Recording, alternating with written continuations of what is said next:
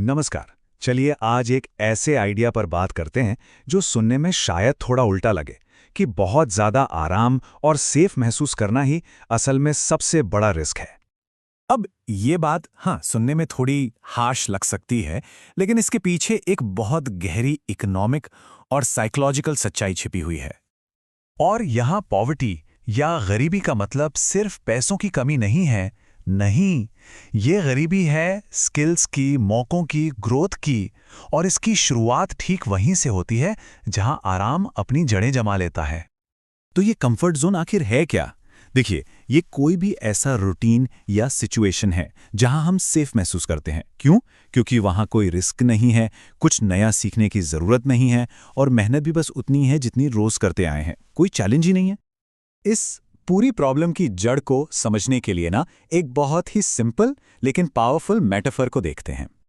जरा सोचिए, किसी की स्किल्स, फाइनेंशियल हालत और कॉन्फिडेंस, ये सब एक मसल की तरह है। और मसल कहाँ बनती है? जिम में, जहाँ तकलीफ होती है, पसीना आता है। सोफे पर आराम करने से तो बॉडी कमजोर ही होती है, बनती नहीं। और देखिए, ये सब कुछ एक दिन में नहीं होता। ये एक बहुत धीमी प्रोसेस है, 4 स्टेप्स की। पहले आप मुश्किल कामों से बचते हैं, फिर आपकी स्किल्स पुरानी होने लगती हैं, इसी बीच दुनिया आगे बढ़ जाती है और आखिर में आप बस पीछे रह जाते हैं। तो असली मुद्दा ये नहीं है कि चीजें महंगी हो गई। असली मुद्दा ये है कि दुनिया के हिसाब से हमारी वैल्यू नहीं बढ़ी। ठहराव, स्टैग्नेशन ही वो वजह है जिससे लगता है कि दुनिया हमें पीछे छोड़कर आगे निकल गई है।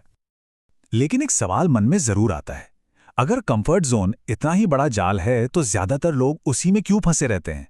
इसका जवाब हमारी साइकोलॉजी में, हमारे दिमाग के काम करने के तरीके में छिपा है। ये सवाल इंसान के स्वभाव और मुश्किलों से उसके रिश्ते के बारे में एक बहुत ही दिलचस्प पहलू सामने लाता।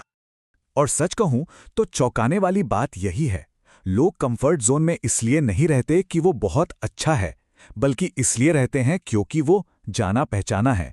एक अनजान चैलेंज लेने से ज्यादा आसान एक जानी पहचानी तकलीफ में रहना लगता है। ठीक है, तो प्रॉब्लम तो समझ आ गई। अब बात करते हैं इससे बाहर निकलने के रास्ते की। और अच्छी बात यह है कि इसका एक बहुत ही सिंपल और प्रैक्टिकल तरीका मौजूद है। और वो तरीका है डेली डिस्कंफर्ट रूल। मतलब रोज सिर्फ एक ऐसा काम करना जो थोड़ा अनकंफर्टेबल लगे। कोई बहुत बड़ी छलांग नहीं लगानी है, बस रोज अपनी बाउंड्री को बस थोड़ा सा पुश करना है।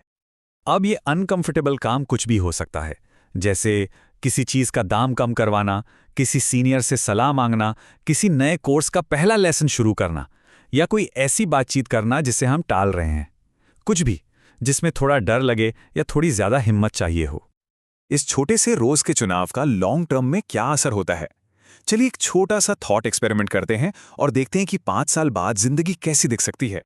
जरा सोचिए, एक इंसान रोज थोड़ा डिस्कंफर्ट चुनता है और दूसरा आराम। 5 साल बाद दोनों की जिंदगी में जमीन आसमान का फर्क होगा। एक के पास बेहतर स्किल्स, ज्यादा मौके और ज्यादा इनकम होगी, और दूसरा वो वहीं का वहीं रह जाएगा। ये दिखाता है कि रोज के छोटे छोटे फैसले मिलकर कितनी बड़ी कहानी लिख देते हैं। तो इस पूरी बातचीत का निचोड़ क्या है? बस इतना ही कि रोज की छोटी छोटी चुनौतियों को गले लगाना असल में अपने लिए एक बेहतर भविष्य चुनना है। क्योंकि एक बात याद रखिए, जिस दिन डिस्कंफर्ट यानी असुविधा से दोस्ती हो जाती है उस दिन गरीबी अपना पता बदल लेती है।